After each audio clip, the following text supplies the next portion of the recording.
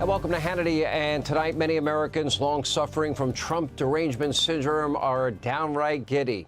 But yesterday's verdict is not a cure for their disease. In fact, the Trump campaign, I will argue tonight, is stronger than ever. After the verdict, the former president's campaign said it raised what is a massive record $34.8 million in just 6 hours. And by the way, that includes their site crashing.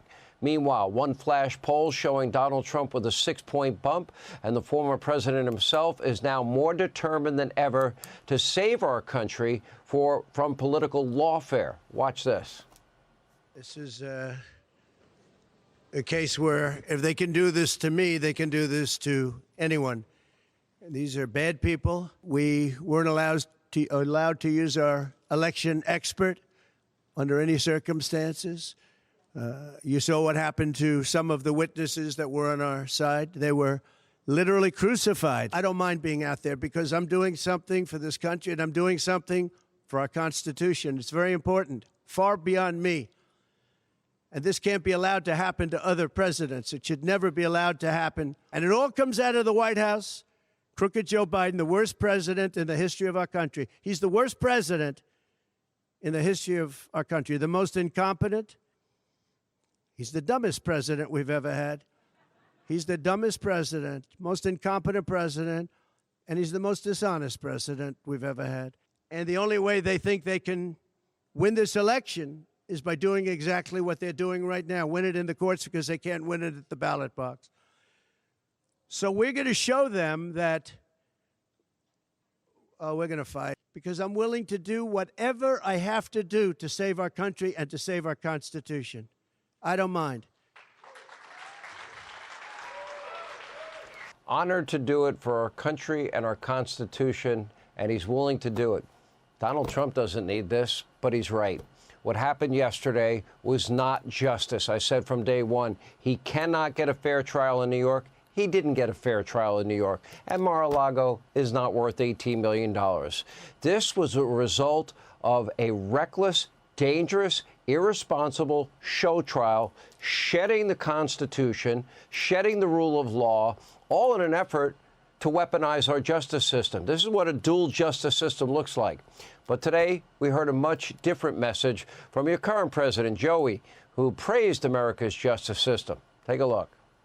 The American principle that no one is above the law was reaffirmed. Donald Trump was given every opportunity to defend himself. It was a state case, not a federal case, and it was heard by a jury of 12 citizens, 12 Americans, 12 people like you. It's reckless, it's dangerous, it's irresponsible for anyone to say this was rigged just because they don't like the verdict.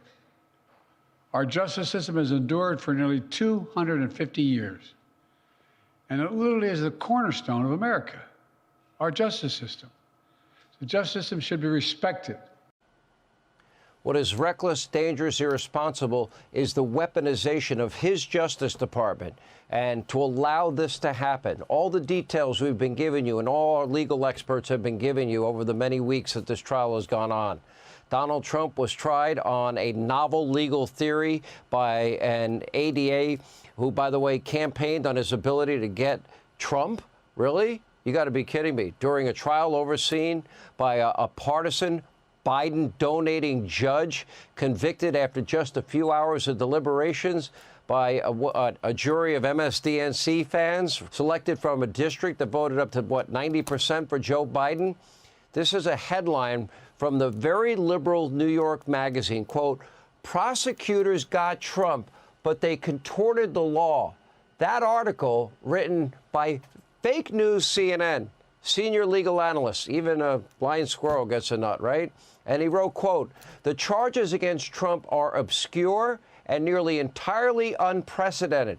Then he said, no state prosecutor in New York or Wyoming or anywhere has ever charged federal election laws as a direct or predicate state crime against anyone for anything. None, ever. Democratic prosecutors in the state of New York, city of New York, including a former top official, the third top official at Biden's own DOJ, along with this radical Democratic judge twisted the law into a pretzel in order to convict the leading Republican presidential candidate in the middle of an election. So you're not going to hear any complaints from Joe Biden or any other Democrat or their allies in the media mob tell Americans no one is above the law. Well, of course they're not going to. There are a notable few exceptions, including what, Biden himself? Really? Okay. Now, a special counsel recently declined to charge President Biden with mishandling classified documents. His 4 locations never got raided. His home never got raided, despite ample evidence of criminal misconduct over multiple decades. Well, they concluded, well, he's probably a nice old man, is going to come off nice to a jury, and he's just going to seem forgetful, so we're not going to prosecute him. Why didn't they raid his house? Why didn't they raid Hillary Clinton's house? The exact same allegations. You know, Donald Trump is currently awaiting a criminal trial for the mishandling of classified documents over a few months. Hillary Clinton also is above the law like Joe. In 2016, James Comey, the July 2016 press conference, you know, what did she do? She mishandled top secret classified documents on her servers, illicit private servers she never should have had. Infamously, Comey saying no reasonable prosecutor would ever prosecute, you know, Hillary Clinton during an election, according to Comey, right? But that's not all. After Hillary Clinton and the DNC were caught mislabeling payments for that dirty disinformation Russian dossier as a legal expense.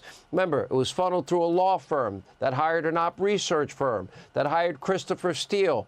It led to a dirty Russian disinformation dossier that resulted in not 1 but 4 separate FISA warrants issued, 3 signed by James Comey himself. No criminal charges ever brought. Both Clinton, the DNC, they were allowed to settle that matter quietly with a simple fine for the FEC that said, in this case, had they been allowed to testify, no crime was committed, no violation was committed.